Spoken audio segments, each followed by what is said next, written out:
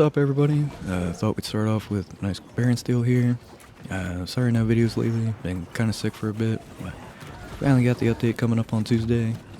And we got, my opinion, some pretty good news from Lydia on the Discord, from the New World team. So she confirmed that the release notes are going to come out tomorrow, Monday, right before the update. I imagine these probably aren't going to be the normal patch notes we're used to, where they kind of detail every single value change, but probably more so just cover a lot of the like higher level highlights. But she did also say that they heard the community feedback about the aim lock situation. So she didn't say it was going to be disabled, but I imagine that means they'll probably at least tone it down a little bit. So best case scenario in my mind would be just completely remove it from keyboard and mouse and tone it down some for controller, just so it's not just actual aimbot. But we'll see how it is on Tuesday. Hopefully it's still, fun to play. But I tried a couple different builds in this video. A lot of Hatchet, like Greatsword, Spear, and some Greataxe, which I'll probably never play Greataxe again. That felt like shit. But what I really wanted to try was some different armor artifacts.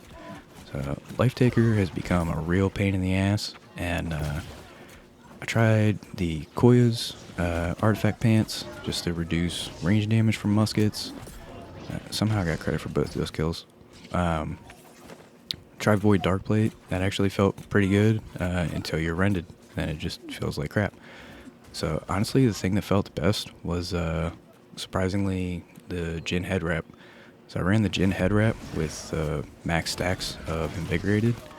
By the way, you see all you guys jumping off the balcony here, and my team just disappeared. I thought they were like right on my tail coming up here, but this is how I end up in a lot of my 1vx clips. People just leave me out to dry. But fighting these guys off best we can, get a whole bunch of them low, and if you thought Scott Lane was gonna let me get all those kills, just been watching too many of my videos. But anyway, again, I try to come in here and save this guy from 2v1, and he just runs like hell. I'm like, oh, alright, now it's 1v3 for me. Sick. But we actually end up burning this guy down, kill this guy with the social distance, and the match actually ended before I could get the third guy.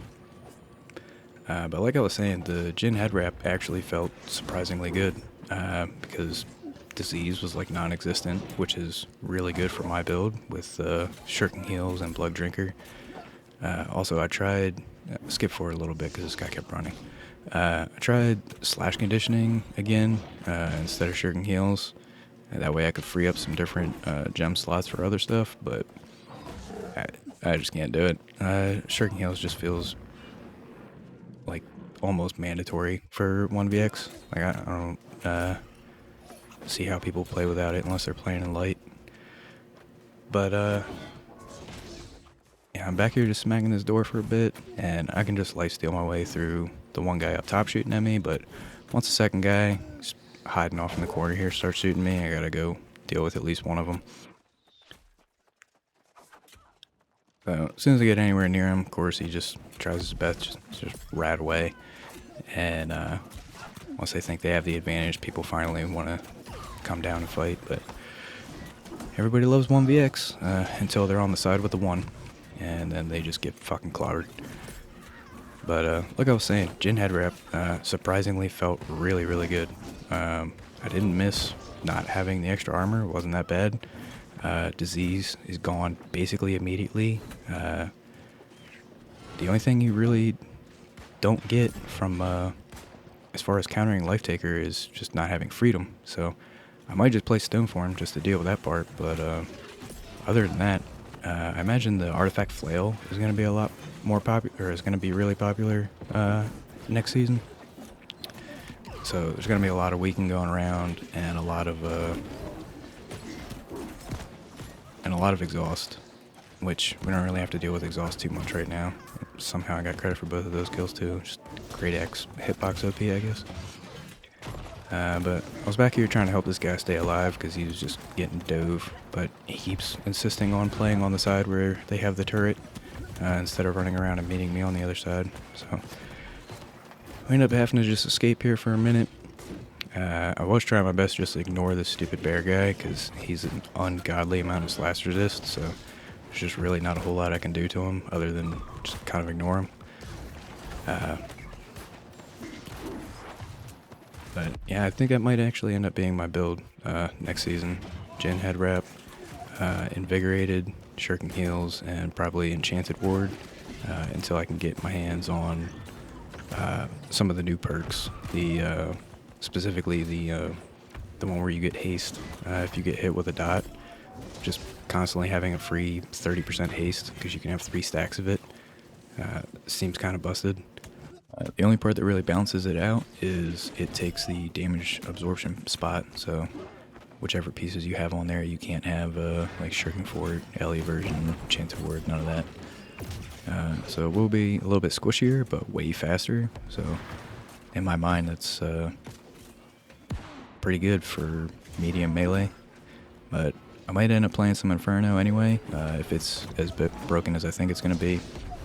So for anybody that's not super active on any of the New World Discords and isn't aware, Finch pointed out a while ago that since they combined the like passive perks on Inferno, it kind of seems like the extra 15% damage while you're within 15 meters of somebody is going to apply to both weapons.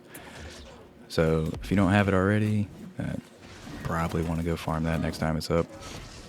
But if that works on both weapons, probably going to be playing some Spear Inferno again, Hatchet Inferno again. Might even bring back my old tank Flail Inferno build I used to run back when it was strike damage. As far as weapons go, I'm going to use the Hatchet you get from the island for a bit and just put Keen Berserk on it. Tried this weekend playing with a Hatchet without Keen Berserk and just running it on the armor. And it's such a noticeable difference that I just can't imagine. I really hope they fix the Javelin perk. I kind of miss Scorpion Sting. The Javelin bug is just super annoying, or just reholsters whenever it wants. But I'll use the Island Hatchet until I can roll a better one somehow. Scorpion Sting, Inferno. I'm going to get the Island Greatsword as well and compare that to Serenity and just put probably Chinch and crits on it because you can just upgrade that one. You don't got to worry about crafting anything. I'll probably just keep using the same stuff I'm using now for the most part. A couple weapons from the island, upgrade some artifacts, and maybe try to get some of the new perks and just throw it on 700 gear. I just can't be asked to do the worm and all that.